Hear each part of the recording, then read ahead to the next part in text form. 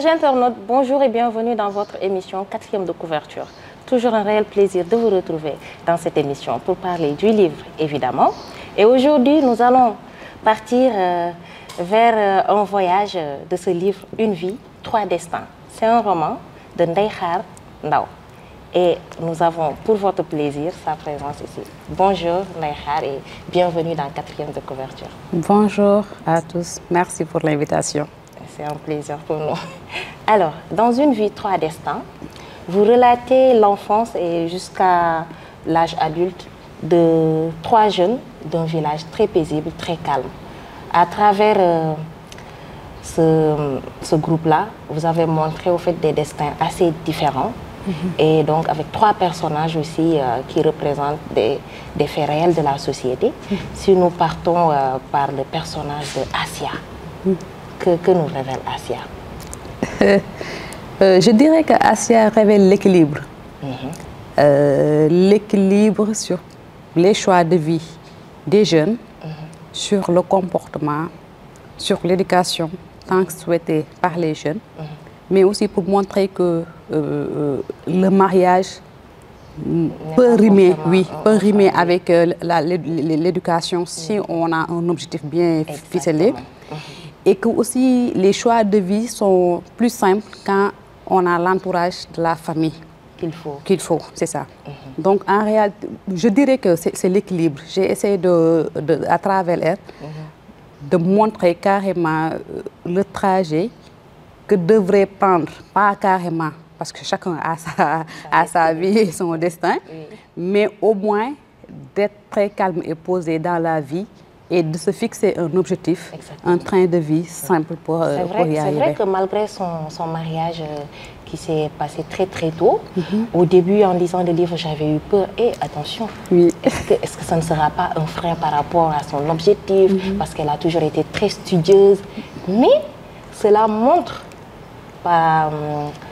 au fait que c'est bien possible de réussir. Et vous l'avez bien fait de mentionner qu'il faut aussi avoir un entourage.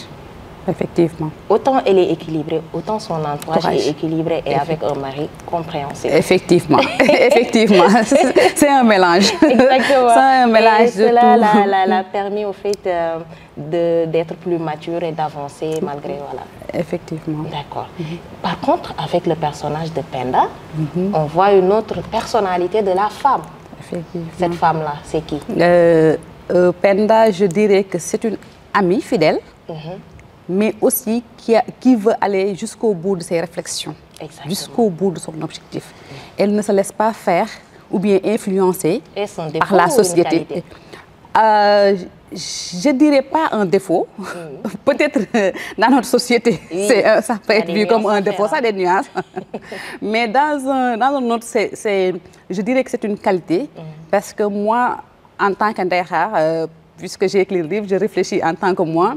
Je me dis que tout ce que tu fais et que ta religion te le permet, et que peut-être, parce qu'on n'est pas libre forcément, mais peut-être aussi par rapport à tes parents et tout, tu sais que tu peux négocier. Je ne vois pas de problème. Amener un dialogue et tout, pousser à la réflexion. Pousser à la réflexion, faire parler et après peser le pour et le contre.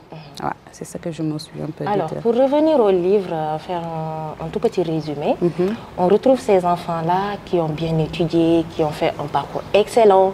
Ils ont fait ce qu'on appelle la fierté de leur village, de leurs parents. Même pour Assia qui s'est mariée, elle a su avoir le bac haut la main, de même que Penda et Mas. Mais une autre réalité va les attendre au niveau des orientations. Parce qu'au fait, Mas, il a voulu aussi partir comme Penda. Et donc, à travers le personnage de Mas, là, je voudrais vraiment qu'on mette l'accent. Effectivement, Mas a un parcours qui mérite quand même réflexion. Parce que, dans un premier temps, j'ai voulu montrer l'éducation. Que ce n'est pas un choix, c'est une obligation. On doit faire l'école. Maintenant, si on n'a pas réussi dans l'école, il y a d'autres options, la formation professionnelle, les métiers, etc. etc. Mais quand même, il faut qu'on fasse savoir aux jeunes qu'il n'y a pas se former. pour apprendre à avoir quelque chose, ouais, voilà, effectivement, oui, effectivement, et aussi participer au développement du pays. C'est ça. Donc, à travers moi, c'est un peu délicat parce que c'est un sujet qui sévit jusqu'à présent, l'immigration. L'immigration clandestine. Je dirais, quand je parle du système ici, je parle de tout un tas de paperasses, de choses à faire pour être dans les normes. Mais malgré cela, on n'y arrive pas. Pourquoi? Pourquoi partir est si difficile? Même si on a réuni toutes les conditions. Pourquoi c'est difficile? Pourquoi partir aussi? Ça aussi, c'est une question. Oui, c'est une question, mais il faut laisser libre les gens. Ceux qui veulent rester, ils peuvent rester. Oui. Ceux qui veulent partir, peuvent partir. Mais dans les règles de l'art, mais aussi, il faut qu'on les facilite. Parce qu'on dit effectivement, on doit garder les têtes bien faites des Sénégalais. Les Sénégalais ne doivent pas trop bouger. Une fuite de mémoire. Oui, pour éviter fuite de mémoire. Mais les gens peuvent partir et revenir. Oui. Et partir aussi, c'est vraiment s'ouvrir, c'est s'enrichir. Savoir ce qui se passe ailleurs et venir le répliquer chez soi. Mais dans le cas de Mass, est-ce que ce n'est pas aussi le fait qu'on nous peint l'Occident comme si c'était l'Eldorado, que c'était la réussite assurée? Est-ce que nous ne devons pas revoir un peu comment nous peignons un peu ces pays de l'extérieur et tout? Bon, ça peut-être, mais je ne le pense pas, moi. Je ne le pense pas parce que je me dis que Mass a voulu corriger lui-même. Ça, c'est ma réflexion. Oui. Les autres peuvent réfléchir à leur manière. Mais je me dis que Mass a voulu corriger à sa manière pour dire que vous m'avez refusé, mais je peux parvenir à faire. Moi aussi, j'ai mes rêves et je vais aller jusqu'au bout de mes rêves. C'est difficile parce que Mass, il remplissait au fait toutes les normes pour pouvoir y aller. Effectivement. On lui refuse comme ça le visa, juste par quoi? On ne sait pas, par erreur, par négligence. Et après, ça a pris du temps et tout. Effectivement, parce que puisqu'il avait déjà déposé, au lieu de le traiter comme une réclamation, ils ont pensé que c'est un nouveau dépôt. Oui. Ils ont classé, après ils ont demandé de chercher encore ces papiers administratifs tels que l'extrait de naissance. Oui. Ça aussi, c'est le système. Très difficile, très difficile parce qu'on est obligé de voyager, faire des kilomètres pour trouver son extrait de naissance. Donc, avec le numérique qui existe. Donc, tout ça, c'est le système. Avoir les papiers administratifs, vraiment, c'est un parcours du combattant. Exactement. Et bon, tout ça, il a essayé quand même de dire que malgré tout cela, moi, je vais essayer pour moi que c'est possible, je peux le faire. Et ça a été malheureusement fatal pour lui. Ah. Hélas. En tout cas, ce n'est pas ce qu'on demande aux jeunes. Malgré toutes les tracasseries qu'on peut survivre, oui, il faudra vraiment avoir la tête sur les épaules. Bon, on dira que ça ne justifie pas, mais ça explique quand même. Ça explique, oui. Ça explique la cause de beaucoup de jeunes qui partent. Bon, c'est vrai que partir, c'est bon, mais c'est immigrer, voilà, clandestinement, qui n'est pas souhaité. Effectivement. Parce que les dangers et tout, mais bon. Parfois, il y en a qui réussissent et qui font que les autres ne vont pas arrêter. J'ose espérer que notre système, à travers une vie, trois destins, aura au fait la vigilance de trouver des politiques qui pourront un peu mettre... Voilà. Espérons-le, parce qu'il y a plusieurs masses, il y a plusieurs cas. Masse, c'est un cas isolé. Il y a d'autres personnes qui sont là, des entrepreneurs qui sont invités à des séminaires, qui ont vu leur visa se refuser. On ne sait pas, alors que c'est des séminaires de 2 jours, tu as ton entreprise, tu as ta famille ici. Des fois, on ne comprend pas qu'est-ce qui bloque. On ne peut pas l'expliquer, parce que chaque personne a un cas spécial. Ça, c'est vrai. Et ce qui est plus malheureux, c'est qu'on ne saura jamais ce qui est dans la tête de la personne qui fait l'immigration en clandestine. On ne le saura jamais. On ne saura jamais. Parce on essaie d'analyser. C'est quelque chose que la personne intériorise et il nourrit cette idée-là. Effectivement. De façon à ce qu'à chaque fois qu'ils partent, les gens, en fait, ils vont toujours se demander, mais les gens sont il l'a jamais montré. Effectivement. Tout le monde est surpris. Pourquoi lui? Voilà. On ne saura jamais. Pour son cas, on ne s'y attendait pas du tout. C'est ça. Pas du tout. Mais à travers ce système-là et tout, nous retrouvons des hommes intègres dans ce livre-là. Pour parler du mari de Assia, cet homme du terroir qui, depuis sa jeunesse, n'a fait que essayer d'améliorer les conditions de vie de sa commune et tout. Est-ce une proposition? J'ai bien aimé la phrase là quand vous dites « il ne fait pas de la politique politicienne ». Oui, je dirais une proposition, mon idéal peut-être, à moi. Vraiment, en tout cas intérieurement, c'est ce que j'aimerais voir. Et ce sont des hommes qui existent, non? Ça existe. Ça existe, oui. Parce que tout simplement, on a tendance à montrer le mal, on a tendance à montrer les mauvaises personnes et ne pas mettre au-devant les bonnes personnes. En fait, ces choses-là amènent à croire que c'est une normalité d'être ainsi. Effectivement. Vous avez trouvé le mot juste. C'est ça. On pense que vraiment, c'est ça qui est normal. Et peut-être l'ancienne génération, les gens qui sont nés vers les années 70, 80 et tout, ils savent qu'il y a des hommes de valeur. Mais les personnes, les jeunes qui sont nés dans les années 2000, ils sont vraiment face au mal. Et on a tendance à penser que c'est ça la normalité. Exactement. Maintenant, moi, dans ce livre, j'ai voulu montrer à ces jeunes-là. C'est pourquoi j'ai dit que... C'est une utopie au Sénégal. Oui. J'ai essayé de dire vraiment à ces jeunes que ce n'est pas ce qu'on vous montre qui est la vérité. Exactement. Et ce n'est pas ça qui existe seulement. Il y a des hommes bien, il y a des amitiés bonnes. Oui, très bonnes amitiés voilà, loyales et vraiment francs et tout. Il y a des hommes qui font la politique très bien, entre guillemets, très bien, qui n'attendent rien, qui sont vraiment des patriotes qui travaillent pour leur pays. Il faut à chaque fois qu'il y a des gens bien. Il ne faut pas qu'on se dise que non, maintenant tout le monde est mauvais, le système est mauvais. Comme quand on dit Ben Gourba. C'est ça. C'est faux. Effectivement, à travers Samba, j'ai voulu montrer cela parce qu'on pourrait dire que Samba soit une personne infidèle. Il y a un cas qui lui est arrivé avec Penda et tout. Mais non, il a su. Surtout sur effectivement. Ça. Et a su se relever de sa jalousie. Effectivement. Et ils ont passé l'éponge pour montrer que dans la vie, il n'y a pas une relation parfaite. Mais qu'en communiquant, on peut vraiment surpasser certaines choses. Effectivement. Et vous l'avez bien vous avez montré avec une subtilité, mais qui tend vraiment à se poser des questions et à se demander, mais attends, leur amitié, en lisant le livre, moi je me suis dit, j'espère que leur amitié ne va pas terminer. C'est ça. Et au fait, c'est quelque chose qu'on nous a toujours montré que, oui, c'est un tableau fait. Oui. Vous allez à un certain âge, vous allez vous trahir, ou bien l'une va faire ceci. Mais bon. Pourquoi? Et puis ce sont des cas, aller se retrouver dans la salle de bain de ton ami marié et tout, ce sont des cas qui existent.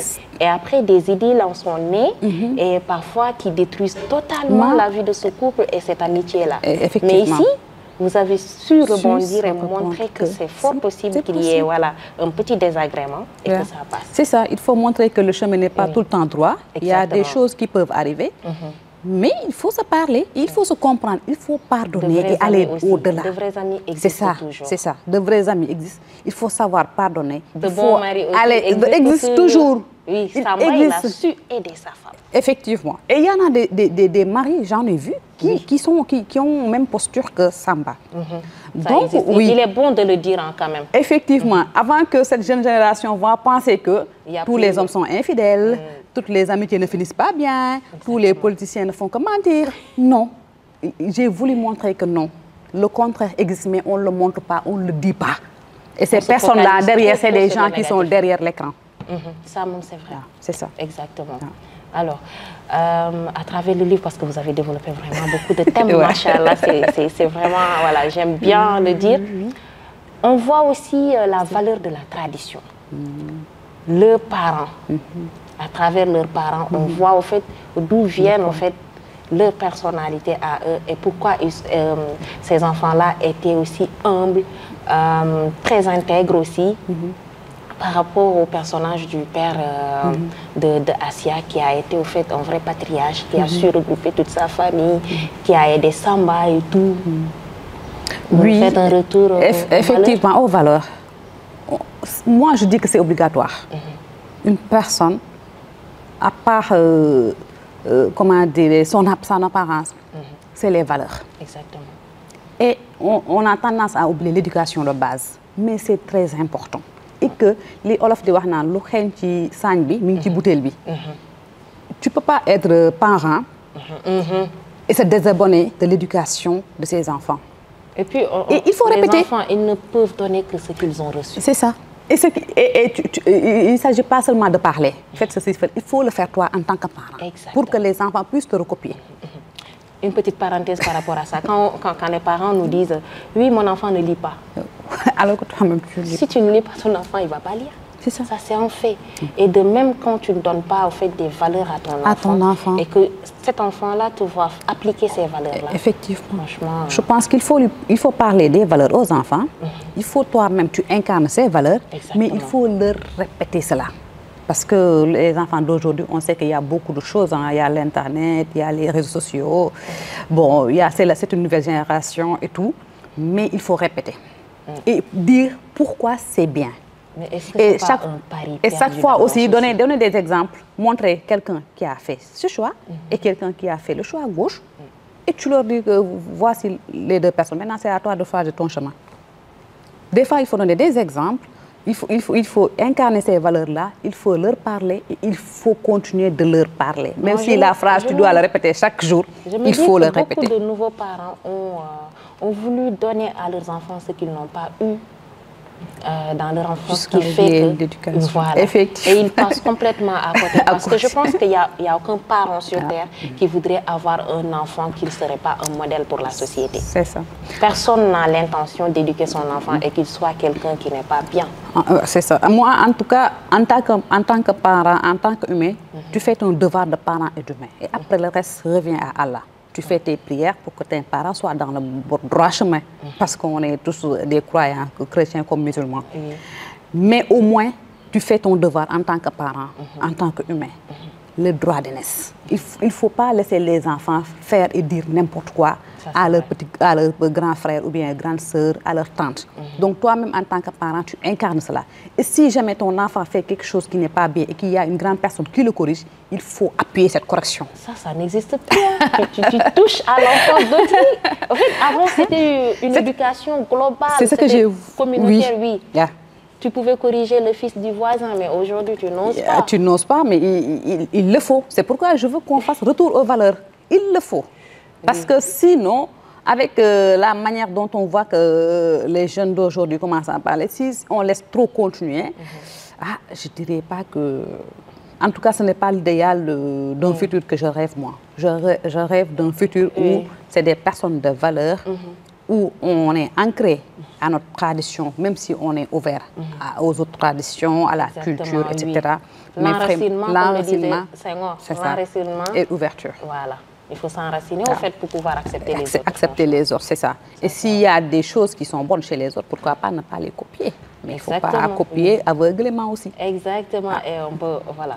On voudrait vraiment copier ce développement-là des autres et tout, mais dans le livre, vous avez montré que les enfants de ce village-là, eux, ils participent à une grande partie au développement de leur contrée. Et donc, n'est-ce pas, au fait, une annonce que vous voulez montrer aux gens que le développement... Parce que les gens au Sénégal ont, pour la plupart, une très mauvaise conception de ce qu'est le développement. Que ça devrait venir de l'État. Mais si on veut vraiment développer sa localité... C'est microscopique pour aller vers le macroscopique. Donc, chaque maison se développe, chaque quartier se développe, chaque commune se développe, chaque région et le pays se développe. Exactement. Mais on ne peut pas développer un pays si les maisons et les quartiers ne sont pas développés. C'est ça. Et pour que les maisons, les quartiers, les communes se développent, il faut que les hommes et les femmes de ces communes-là, de ces quartiers-là, s'y mettent. Il faut que chacun tout attendre de l'État, franchement, il faut que pas possible. Chacun apporte sa pierre à l'édifice. Même sensibiliser des enfants sur l'éducation, c'est quelque chose de bon. Même essayer de dire aux enfants, après le bac, qu'est-ce que vous voulez faire, les orientations, expliquer, donner des informations. Tu participes au développement. La propreté, l'environnement. Il y a mille et une façons de participer au développement. Et ça, c'est mon idéal. Parce que le livre, au début, quand j'étais au collège, j'ai voulu écrire ce livre. C'était un rêve, quoi.